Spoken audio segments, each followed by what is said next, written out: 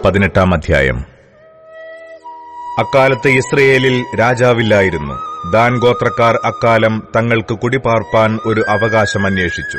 Israel ഗോത്രങ്ങളുടെ ഇടയിൽ അവർക്ക് അന്നുവരെ അവകാശം സ്വാധീനമായി വന്നിരുന്നില്ല. അങ്ങനെയിരിക്കെ ദേശം ഒറ്റുനോക്കി പരിശോധിക്കേണ്ടതിന് ദാന്യർ തങ്ങളുടെ ഗോത്രത്തിൽ നിന്ന് കൂട്ടത്തിൽ പരാക്രമശാലികളായ 5 പേരെ സോരയിൽ നിന്നും എസ്തായോലിൽ നിന്നും അയച്ചു. നിങ്ങൾ ചെന്ന് ദേശം ശോധന ചെയ്യുവിനെന്ന് പറഞ്ഞു.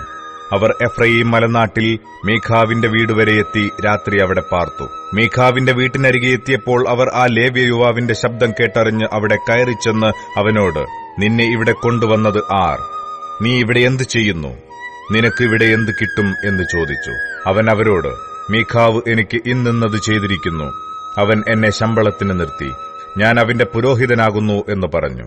അവർ അവനോട്, ഞങ്ങൾ പോകുന്ന യാത്ര ശുഭമാകുമോ എന്ന് അറിയേണ്ടതിന് ദൈവത്തോട് ചോദിക്കണമെന്ന് പറഞ്ഞു. പുരോഹിതൻ അവരോട്, സമാധാനത്തോടെ പോകുവിൻ, നിങ്ങൾ പോകുന്ന യാത്ര യഹോവയ്ക്ക് സമ്മതം തന്നെ എന്ന് പറഞ്ഞു. അങ്ങനെ ആ 5 പുരുഷന്മാരും പുറപ്പെട്ട് ലയീഷിലേക്ക് ചെന്നു. അവിടുത്തെ ജനം സീദോന്യരെപ്പോലെ സ്വൈര്യവും സ്വസ്ഥതയുമുള്ളവരായി നിർഭയം വസിക്കുന്നു. യാതൊരു കാര്യത്തിലും അവർക്ക് ദോഷം ചെയ്യുവാൻ പ്രാപ്തിയുള്ളവൻ ദേശത്താരുമില്ല. അവർ സീദോന്യർക്ക് അകലെ പാർക്കുന്നു.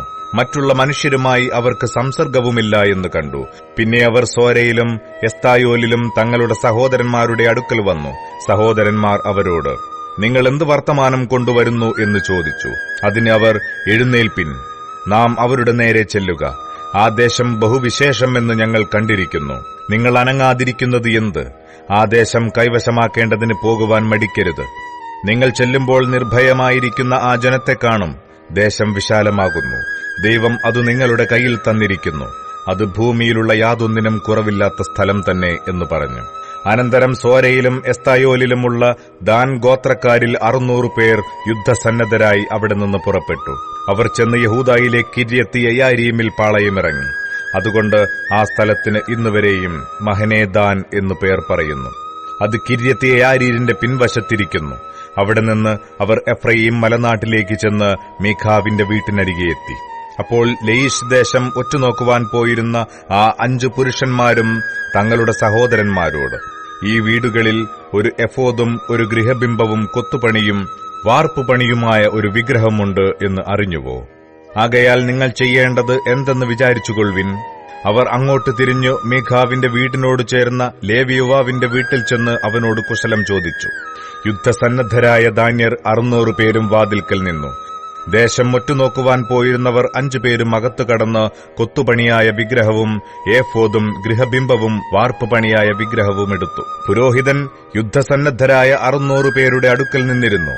അവർ മീഖാവിന്റെ വീട്ടിനകത്ത് കടന്ന് കൊത്തുപണിയായ വിഗ്രഹവും ഏഫോദും ഗൃഹബിംബവും വാർപ്പുപണിയായ വിഗ്രഹവും എടുത്തപ്പോൾ പുരോഹിതൻ അവരോട്, നിങ്ങൾ എന്തു ചെയ്യുന്നു എന്ന് ചോദിച്ചു. അവർ അവനോട്, മിണ്ടരുത്, നിന്റെ വായ് പൊത്തി ഞങ്ങളുടെ കൂടെ വന്ന് ഞങ്ങൾക്ക് പിതാവും പുരോഹിതനുമായിരിക്ക. ഒരുവന്റെ വീട്ടിന് മാത്രം പുരോഹിതനായിരിക്കുന്നതോ ഇസ്രയേലിൽ ഒരു ഗോത്രത്തിനും കുലത്തിനും പുരോഹിതനായിരിക്കുന്നതോ ഏതു നിനക്ക് നല്ലത് എന്ന് ചോദിച്ചു. അപ്പോൾ പുരോഹിതന്റെ മനം തെളിഞ്ഞു. അവൻ ഏഫോദും ഗൃഹബിംബവും കൊത്തുപണിയായ വിഗ്രഹവും എടുത്ത് പടജനത്തിന്റെ നടുവിൽ നടന്നു. അങ്ങനെ അവർ പുറപ്പെട്ട് കുഞ്ഞുകുട്ടികളെയും ആടുമാടുകളെയും സമ്പത്തുകളെയും തങ്ങളുടെ മുമ്പിലാക്കി പ്രയാണം ചെയ്തു. അവർ മീഖാവിന്റെ വീട്ടിൽ നിന്ന് കുറെ ദൂരത്തായപ്പോൾ മീഖാവിന്റെ വീട്ടിനോട് ചേർന്ന വീടുകളിലുള്ളവർ ഒരുമിച്ചുകൂടി ദാന്യരെ പിന്തുടർന്നു. അവർ ദാന്യരെ കൂകി വിളിച്ചപ്പോൾ അവർ തിരിഞ്ഞു നോക്കി മീഖാവിനോട്, നീ ഇങ്ങനെ ആൾക്കൂട്ടത്തോടുകൂടെ വരുവാൻ എന്ത് എന്ന് ചോദിച്ചു. ഞാൻ ഉണ്ടാക്കിയ എന്റെ ദേവന്മാരെയും എന്റെ പുരോഹിതനെയും നിങ്ങൾ അപഹരിച്ചു കൊണ്ടുപോകുന്നു. ഇനി എനിക്ക് എന്തുള്ളൂ? നിനക്ക് എന്ത് എന്ന് നിങ്ങൾ എന്നോട് ചോദിക്കുന്നത് എങ്ങനെയെന്ന് അവൻ പറഞ്ഞു. ദാന്യർ അവനോട്, നിന്റെ ഒച്ച ഇവിടെ കേൾക്കരുത്, അല്ലെങ്കിൽ ദേഷ്യക്കാർ നിങ്ങളോട് കയർത്തിട്ട് നിന്റെ ജീവനും നിന്റെ വീട്ടുകാരുടെ ജീവനും നഷ്ടമാകുവാൻ നീ സംഗതി വരുത്തും എന്ന് പറഞ്ഞു. അങ്ങനെ ദാന്യർ തങ്ങളുടെ വഴിക്ക് പോയി. അവർ തന്നിലും ബലവാന്മാർ എന്ന് മീഖാവ് കണ്ട് വീട്ടിലേക്ക് മടങ്ങിപ്പോന്നു.